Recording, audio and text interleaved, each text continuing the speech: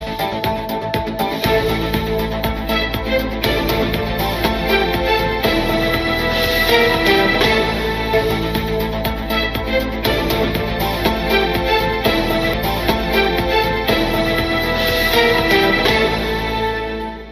the years, the Nigerian police force (NPF) is overwhelmed with assorted crimes within the country such that the crime prevention and control have become very challenging to execute.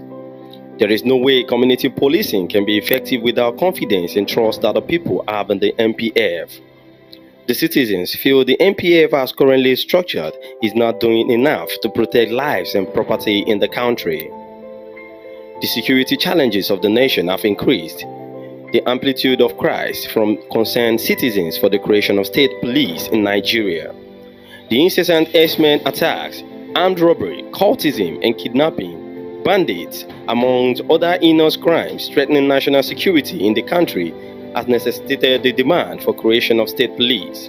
In fact, the cacophony of ideas on state police is now at its highest amplitude than ever before. The desire to have state police cannot be overemphasized, despite fears about how to create one in Nigeria, while some Nigerians believe that the status quo remains. The reason that security is not a subject which could be subjected to romance by anyone thus underscoring the importance to centrally control the police for obvious reasons. They argue that state police could be hijacked by certain politicians and used to hunt down perceived political enemies. This is Weekend Insight. Good afternoon, good morning, good evening, anywhere you're watching WYTV.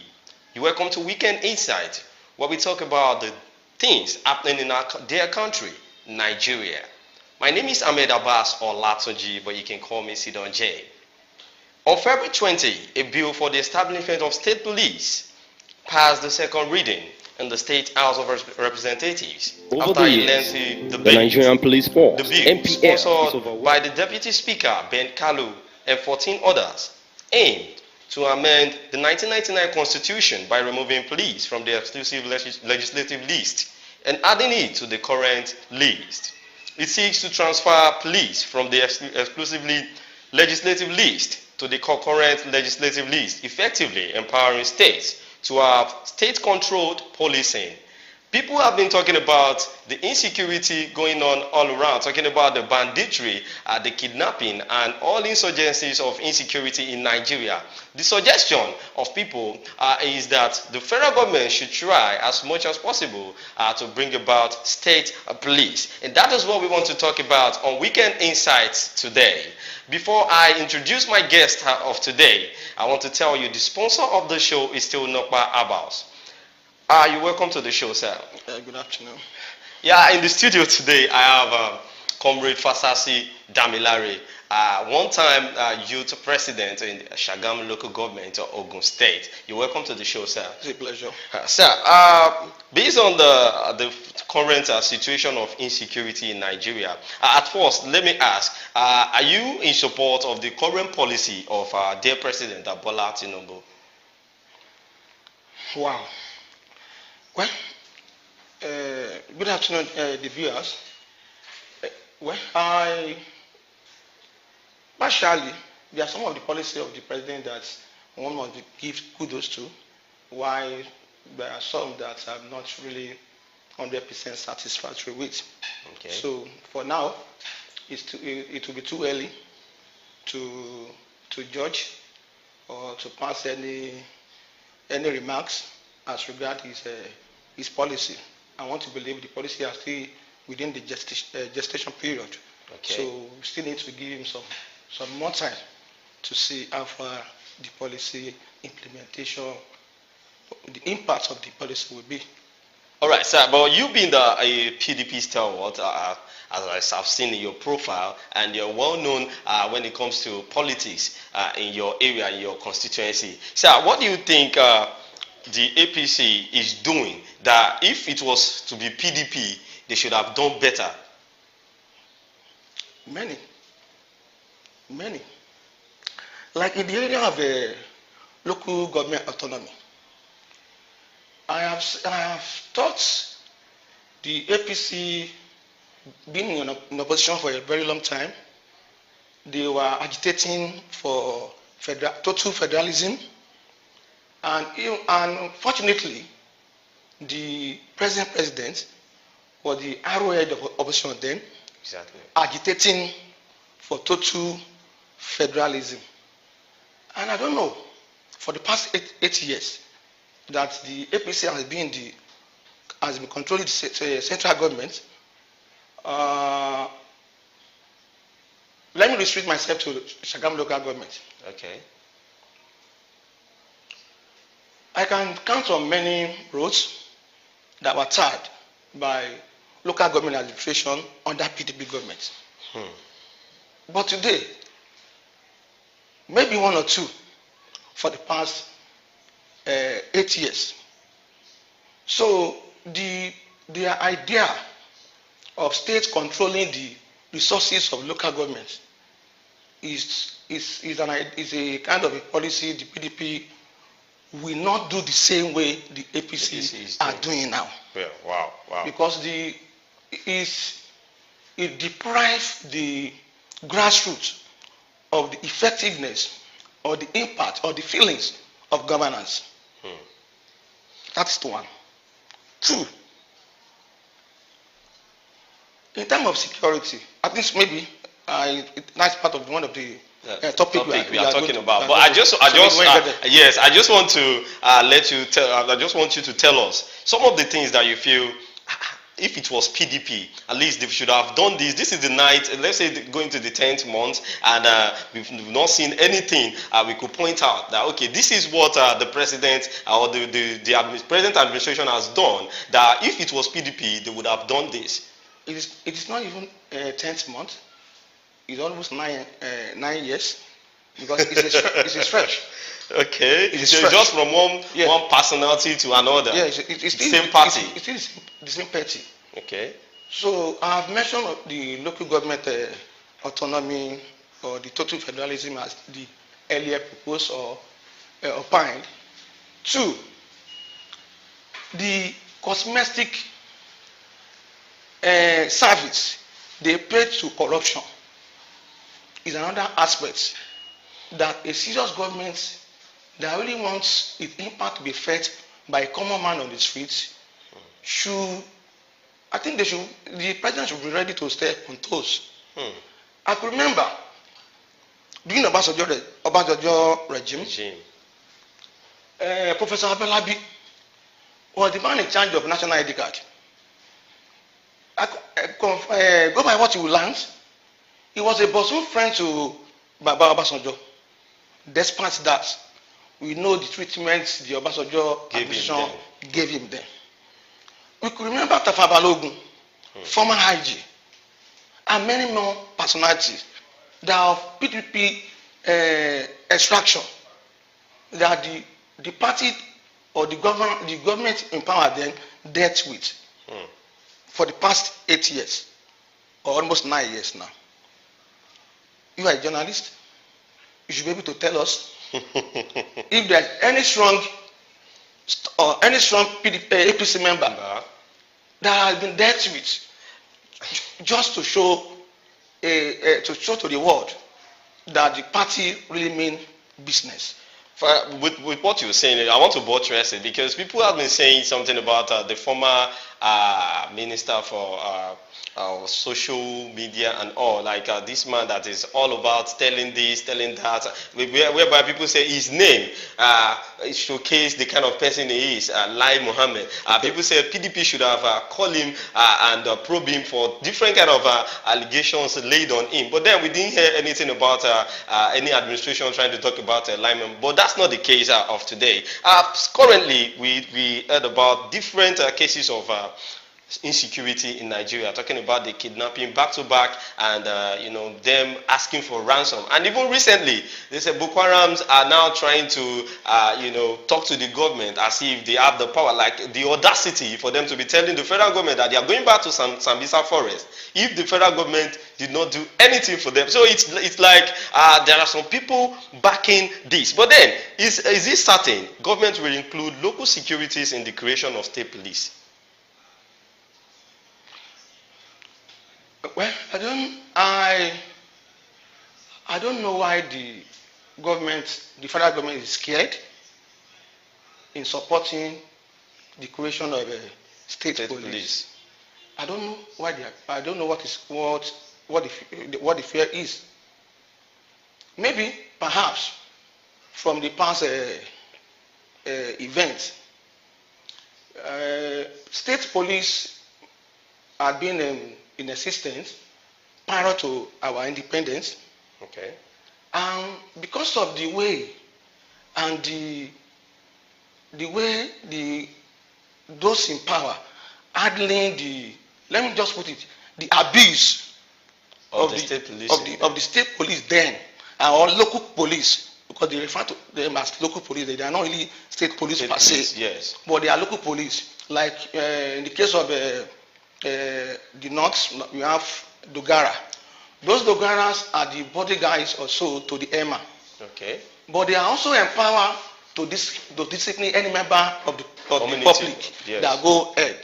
So, but when it comes to political period, most of these local security were used against oppositions. So they were abused. So we are still coming there. Yeah, they were abused. Maybe that is why federal government is afraid. 1, 2. I don't know the business of Nigeria government and in some agencies. Okay. They are the security challenges in Nigeria is too enormous. Though we all know security is for all of us, it cannot only be left in the hand of the police alone. But what is the ratio of police to the populace? How many police to 100 people? What is the ratio? So in other words, it means the police itself, the central police itself, I'm not saying they are not doing enough. They are trying within their own context. But the fact is this: Nigeria security challenge is different from one state to the other. But sir, thank you for that. What I want to know now is, and I feel my viewers too, I know they really want to know. Like, in the southwest, we have Amotekums.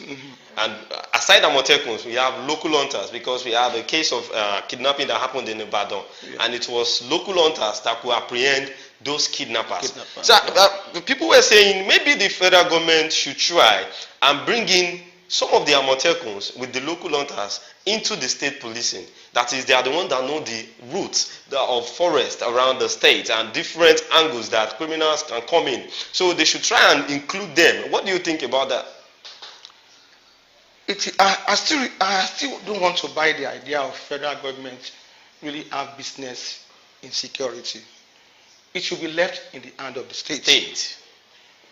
So the success of Amotekun, most especially in Ondo State, because when we are talking about the security challenges, Ondo and Ekiti, I think their own trend there was kidnapping and what have you. Yes. If you come down to Ogun State, it's either armed robbery or cultism. Yes. So let each state design their own security architecture. So it will be easier for them to manipulate, to bring out what they can do to stop the insecurity. The traditional rulers are there too. They will support. The states know where the shoe pinches in terms of security. So the little the federal government can do, possibly, is to support with funds. Okay. Let them support the state with funds. But you're talking about the funds. Let's leave insecurity now.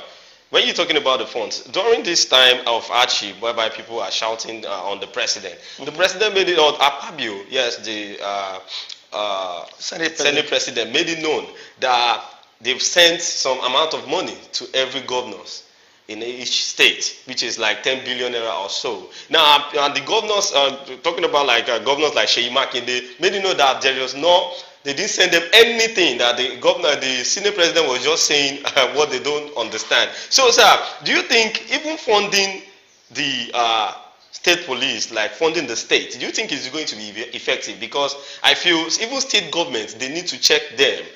Because there are some governors, there are some states that you will never see what they are doing with the money they are getting from the federal government. That is not enough to describe the idea. The demerit or the fear you rightly mentioned now is not enough to describe the idea. Okay. I think during factional regime in Lagos State, there was a lot of.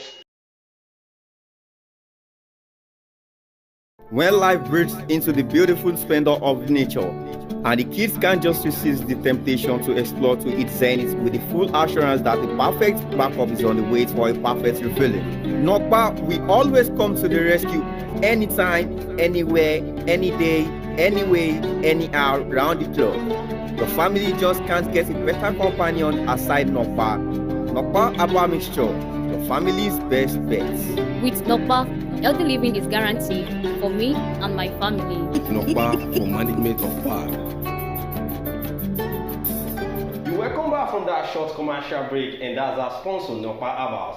And we're still on Weekend Insight. I still have in the studio with me, Comrade Fasasi Damilari. Sir, still on the topic, the effectiveness of state policing in Nigeria. Sir, do you think the opposition parties are the one behind bandits and kidnapping in Nigeria? Because that's what people keep saying, that maybe because they don't want Tinubu to be, they don't want APC, and so they want to start making different kind of things, distraction, so as people can believe the APC government is bad. So they are the one behind the insecurity, the kidnapping and all in Nigeria. That is fallacious. That is fallacious. Well, there is a saying from the part of the country that I come from, Yoruba to be precise. The Southwest. Yeah. They said, when you do bad to someone, okay, maybe the person is your leader, or he has the authority over you, you now do bad to that person. That is superior. That's superior to you. One way or the other, you now find yourself in the position of that authority. You may be thinking that that same fellow will pay you back with in the same coin we have done. I think it is the fear of unknown that is doing the ruling party. Okay. I don't know where they're getting that from.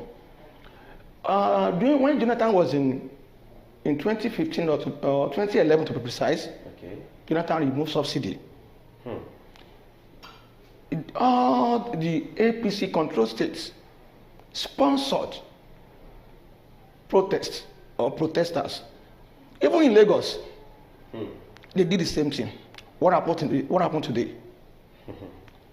So it is fallacious. It might even be part of their own propaganda, because that's what they used to. So from the lying Mohammed or so.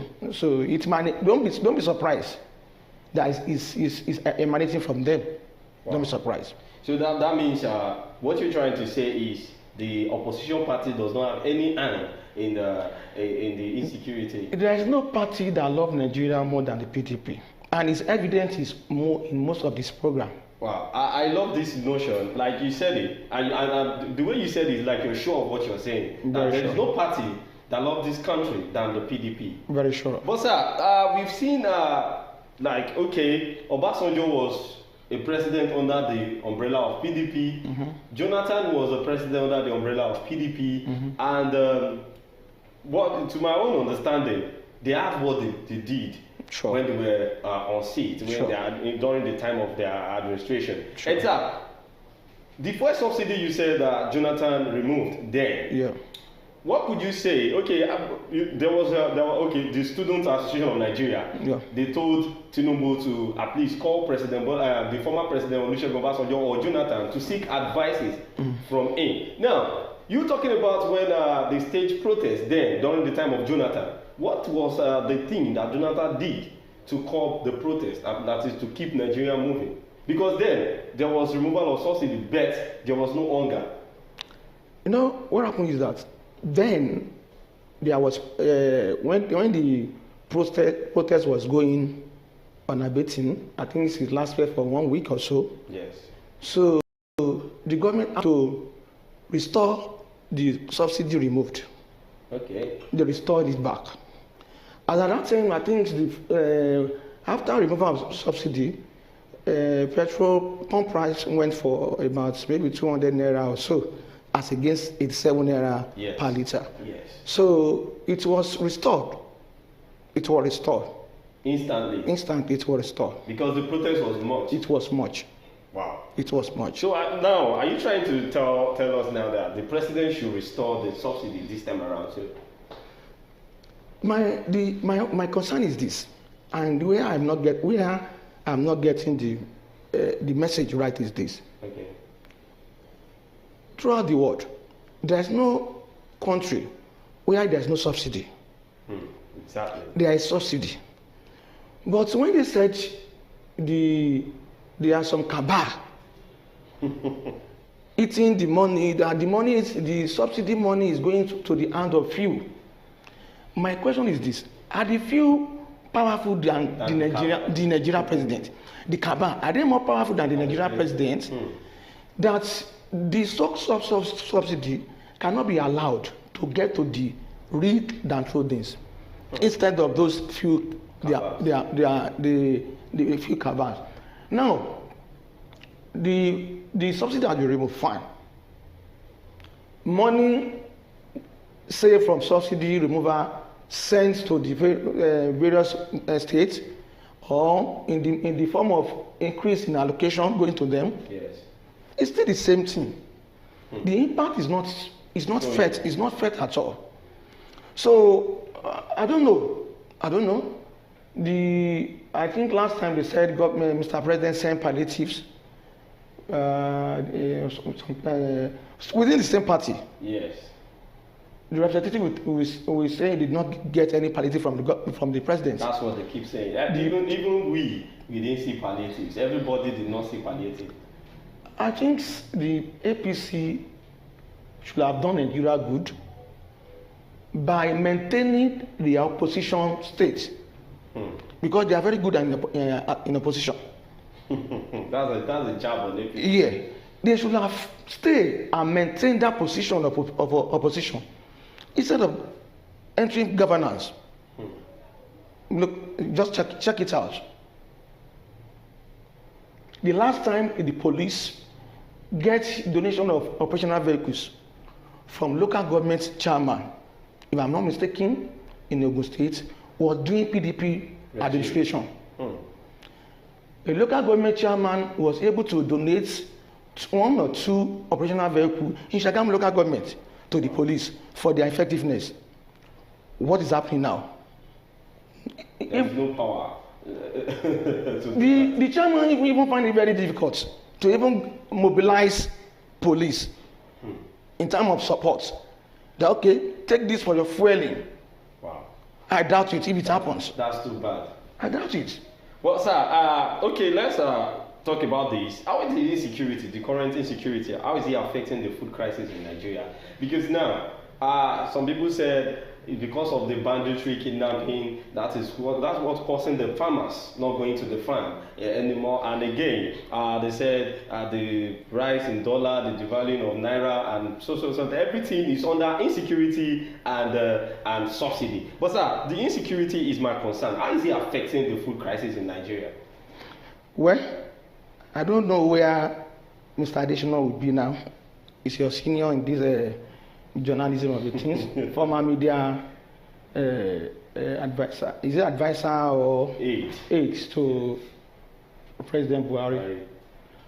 I think he said one thing the other time when the issue of X-Men and the farmers clash, when they want to introduce, is it ranches or what they call it? He said it's either the farmer lives with ranches or get killed. So, and there's no way, when the life of farmers is being threatened, there's no way you can get adequate food supply in the market. Don't forget the bad road is there. Yes. So the little the farmers are able to gather from the farm, the roads are bad. No adequate or a kind of an effective storage facilities. So now the insecurity itself, ranging from kidnappings, I know of maybe 2 years ago. Okay. There is one Mr. I've forgotten his maybe Nwazi or something like that. I've forgotten his name. He's a former NPC retiree here in Shagamu. So he now ventured into farming along Odelemo Road. Okay. Like his own private farm. Yeah. Okay. So you know, after retired from the NPC, he now thought he should go into farming. He was kidnapped. Wow. On his farm in this Shagamu. He was kidnapped by the herdsmen. In Shagamu government. Along the farm is along Farilago Ogunkoya Road here, Odelemo. Okay. He was kidnapped sometime 2 years ago or so. I can't remember the exact time now. So now tell me, who is going to go to the farm again to continue? You know, even Yoruba will say, "Enti we don't know Yaipa, to buy the mechanic, Omasari." So someone that a madman beats his parents, if you see an apprentice of a mechanic, you will know. Yes, you think he's a madman. So the effect is obvious. It's what we are seeing in the market now. You know what a bag of rice costs now. Exactly. Even the foreign and the local is just almost the same thing. Where is local? That's what they say in the market. They will tell you this is local. Is it the fake pyramid, the Kajo Nigerians? Well, we don't want to go into that. But then, thank you for the effectiveness on the answering of the question, because normally I could see that this country cannot move forward if the truth is not being told. Sure. And these are leaders, they don't want to. They know, it's not like they don't know the truth. But most of the things that is happening, they know it. They know the way out. But because they are still, there's nothing like individual. People say, that, okay, let me say it like this. When Buhari was the president of Nigeria, our former president, he said he's dancing to the tune of Tinubu because it was Tinubu that brought Buhari into power. Now, I'm not asking, is it Buhari that brought Tinubu back to the power? Because now, Buhari said when wanted to leave the seat, he said he's thanking God that he could leave this seat alive because it's not easy to be the Nigerian president. That means he doesn't even know what he was doing, to me. Because if a president wants to leave the seat, he should be proud of what he has done. But then he left with him saying he could not do anything. It is clear in his speech. But then Tinubu came, and Tinubu still saying it that what is happening in Nigeria now, we cannot enjoy it now, but for the future. He even said it that it's a baby step. All these policies, this is the baby step. So, sir, partaking to that, now I want to ask this. People argue that the state police could be hijacked by certain politicians and use them to hunt down perceived enemy. How true is this? Excuse me. Well, I don't buy into that idea that it can be hijacked.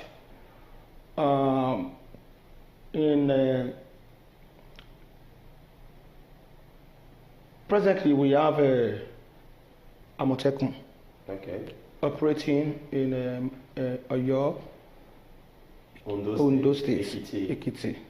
And that of Oyo and the Ondo is, I think, is the one that can see their effectiveness.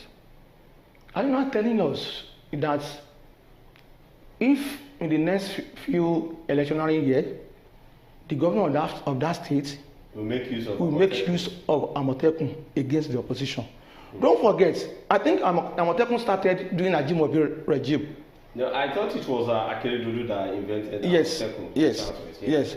So it was Southwest. It was a regional security outfit, according to what Akeredolu said then. But I knew maybe if I'm correct, he started doing Ajimobi regime. Why didn't Ajimobi use it against Makinde? Exactly. But Makinde is. We should rather look into the advantage of it than the demerit. Yes. We cannot throw away baby with the bathing water, maybe because of the water is dirty. So wherever there is need to do any review, then we can keep on doing that. Because even if the state police start working today, there will still be lapses. Because it is obvious now that our security apparatus cannot match the security challenges we are having in this country. Exactly. So, and whatever you think that will be of assistance to put our house in order, why not go for it instead of looking for the shortcomings of it? If in Yoruba land, in Yoruba side, he said, when you are not ready to do something, you always look for one excuse or the other to justify your position. Exactly. Thank you for that, sir. So generally now, what's your take on this state policing? Because now, as we know, Nigeria is a country whereby corruption is everywhere.